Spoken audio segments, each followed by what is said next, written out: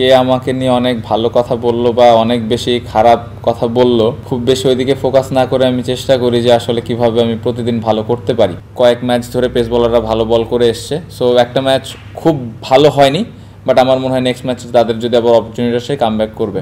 না, এরকম আসলে মনে হয়নি, কারণ আপনি নিজে বললেন আসলে উইকেটটা ওইরকম মানে যেরকম আমরা ডে 5 এক্সপেক্ট করছিলাম ওইরকম হয়নি। ইভেন ডে 4-এও যখন আমরা ব্যাটিং করছিলাম খুব আরামেই ব্যাটিং করা যাচ্ছিল।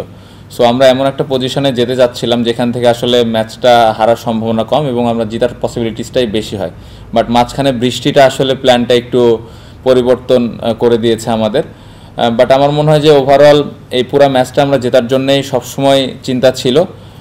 সকালে আপনি যদি বলেন যে সকাল থেকেই আরেকটু অ্যাটাকিং খেলা যেত কিনা, আমরা ওই অবস্থাতে তখনও পর্যন্ত ছিলাম না। আমরা আসলে উইকেটটা কীরকম বিহেভ করে, সো ওই একটা ঘন্টা আমরা একটু সময় নিয়েছি। আসলে সময় বলবো না, স্টিল আমরা 3 করে রান নিচ্ছিলাম। সো প্রথম 17-18 ওভারে আমরা 60-এর মতো রান নিয়েছি। সো আমার মনে হয় যে আমরা যদি ওই পুরো লাঞ্চ পর্যন্ত ব্যাটিং করতাম তাহলে হয়তো সিনারিওটা ডিফারেন্ট হতো। কারণ অ্যাটলিস্ট 60-65 ওভার আসলে ডে 5-এ যেরকম উইকেট ছিল অ্যাটলিস্ট 60-70 ওভার হলে আমার মনে হয় একটা ভালো সুযোগ তৈরি হতো। সো আমি একদমই ওরিড না, কারণ যতক্ষণ আমরা বোলিং করেছি 4টে উইকেট আবার নিতে পেরেছি। সো খুশি এই কারণে যে বোলাররা শেষে যতটুকু সুযোগ পেয়েছে ভালো বল করেছে। না, সমালোচনা কথাবার্তা এগুলো তো থাকবেই, বাট অ্যাজ এ প্লেয়ার হিসেবে আমার মনে হয় যে প্রতিদিন কিভাবে আমি দলের জন্য কন্ট্রিবিউট করতে পারি এটা ইম্পর্টেন্ট, এবং আমার ওয়ার্ক এথিক ঠিক আছে কিনা, আমি কত কষ্ট করছি এবং আমার ইন্টেনশনটা ঠিক আছে কিনা এটা ইম্পর্টেন্ট। এবং আমার মনে হয় যে আমি যতটুকু অ্যাবিলিটি আছে চেষ্টা করেছি এবং টিমের জন্য কন্ট্রিবিউট করতে পেরে ভালো লাগছে।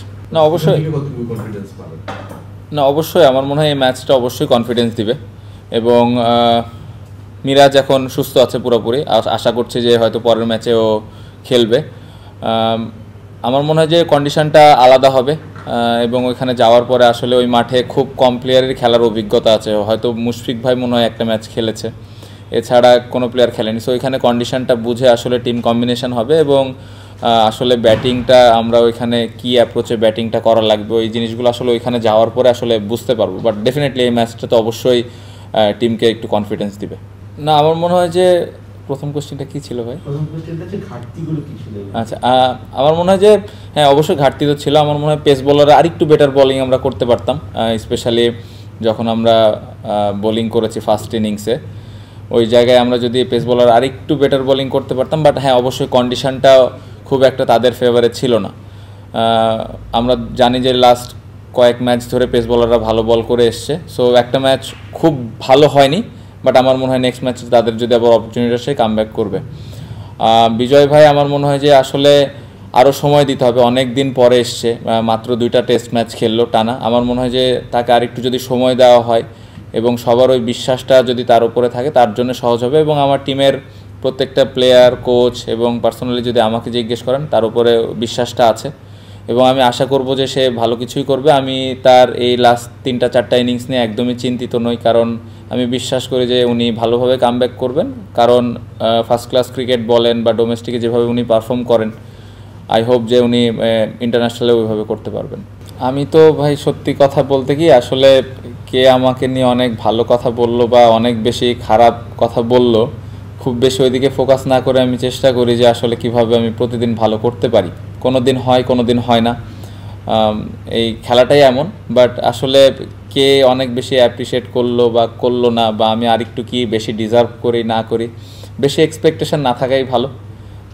আমার মনে হয় যে আমি কিভাবে আমার ব্যাটিংটা আমি এনজয় করছি কিনা এবং আমি দলের হয়ে কন্ট্রিবিউট করতে পারছি কিনা সেটা ইম্পর্টেন্ট। অ্যাপ্রিসিয়েশন যার যার ব্যক্তিগত ব্যাপার, এই জায়গায় আসলে আমার কোনো বাড়তি কোনো চাওয়া নেই এবং আমি কোনো এক্সপেকটেশনও রাখি না। আমার মনে হয় যে ম্যাথিউস যেভাবে ক্যারিয়ারটা শেষ করেছেন, ব্রিলিয়ান্ট কন্ট্রিবিউশন তার দেশের জন্যে অনেক বেশি এবং 100 টেস্টের ওপরে খেলা এটা অনেক বড় একটা ব্যাপার। সো আমি যেটা একটু আগে বললাম যে অনেক ইয়াং ক্রিকেটাররা আসলে তাকে দেখে শিখবেন বা তাদের হয়তো ইচ্ছা হবে যে কীভাবে 100 টেস্ট আমিও খেলবো। সো এই ধরনের অবশ্যই ভালো লেগেছে, তার অপোনেন্টে খেলতে পেরে এনজয় করেছি। সো আই হোপ যে সাদা বলেও সে ভালো করবে ইনশাল্লাহ যতদিন খেলে। রিটায়ারমেন্টের ব্যাপারটা এটা যার যার ব্যক্তিগত ব্যাপার। আমি প্রথম দিনের প্রেস কনফারেন্সেও বলেছিলাম যে এটা যার যার অনেকে ইচ্ছা হয় যে মাঠ থেকে বিদায় নিবে, অনেকে নাও হইতে পারে। এটা তো আসলে ওই পার্টিকুলার ওই প্লেয়ারটাই আসলে ভালো বলতে পারবে তার আসলে কি ইচ্ছা। বাট হ্যাঁ, এভাবে যদি সুন্দরভাবে হয়, সম্মানের সাথে হয়, ওই রেসপেক্টটুকু যদি আমরা ওই প্লেয়ারটাকে দিতে পারি, তাহলে অবশ্যই ডেফিনেটলি একটা সুন্দর কালচার তৈরি হয়। এবং আমার মনে হয় যে এই ধরনের কালচার ইম্পর্টেন্ট, এবং ওই প্লেয়ারকে ওই প্রাপ্য সম্মানটুকু দেওয়াটাও ইম্পর্টেন্ট। সো আমি আশা করব যে সামনে যদি এরকম রিটায়ারমেন্ট আসে, ওই প্রাপ্য সম্মানটুকু যেন সবাই পায়, যদি সে মাঠ থেকে বিদায় নিতে চায়। আর যদি কেউ না নিতে চায়, সেটা ডিফারেন্ট কেস। এই জায়গায় আসলে সবারই হেল্প দরকার। প্লেয়ারদের আসলে অবশ্যই এই জায়গাটাতে সুন্দরভাবে উত্তর অ্যান্সার করাটা প্রয়োজন।